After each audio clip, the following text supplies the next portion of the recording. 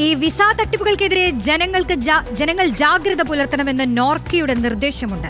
സന്ദർശക വിസയിൽ വിദേശ രാജ്യത്തെത്തുന്നവർക്ക് ജോലി ലഭിക്കാൻ അവസരമൊരുക്കുമെന്ന് വാഗ്ദാനം ലഭിക്കുന്നുണ്ടെങ്കിൽ അത് തട്ടിപ്പാണെന്ന് തിരിച്ചറിയണമെന്ന് Norka Roots chief executive officer.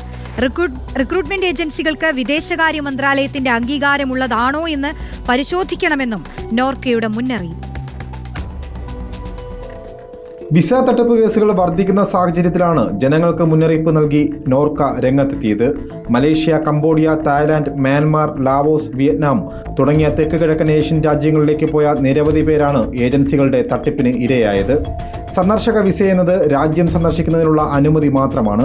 അത് ജോലിക്കായുള്ള അനുമതിയല്ലെന്ന തിരിച്ചറിവ് വേണമെന്ന് നോർക്ക ചൂണ്ടിക്കാട്ടുന്നു. സന്ദർശക വിസയിൽ ജോലി ലഭിക്കുമെന്ന് റിക്രൂട്ട്മെന്റ് ഏജൻസികൾ വാഗ്ദാനം ചെയ്താൽ അത് തെറ്റാണ്. ഒരു രാജ്യവും സന്ദർശക വിസയിൽ ജോലി അനുവദിക്കില്ല.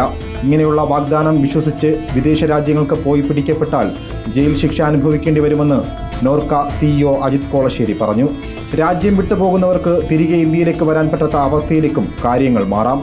പലപ്പോഴും ഏജൻസി വാഗ്ദാനം ചെയ്ത ജോലിയാവില്ല അവിടെ ചെല്ലുമ്പോൾ ലഭിക്കുന്നതും.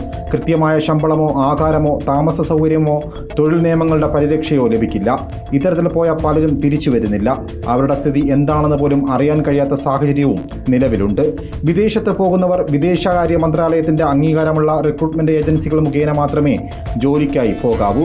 തൊഴിൽ വിസയുടെ ആധികാരികത, തൊഴിൽ നൽകുന്ന കമ്പനിയുടെ വിവരങ്ങൾ, റിക്രൂട്ട്മെന്റ് ഏജൻസിയുടെ പ്രവർത്തന മികവ്, മുൻപ് തൊഴിൽ ലഭിച്ചവരുടെ അഭിപ്രായം എന്നിവ തൊഴിൽ അന്വേഷകർ കൃത്യമായി മനസ്സിലാക്കണമെന്നും നോർക്ക അറിയിച്ചു. റിപ്പോർട്ടർ, തിരുവനന്തപുരം.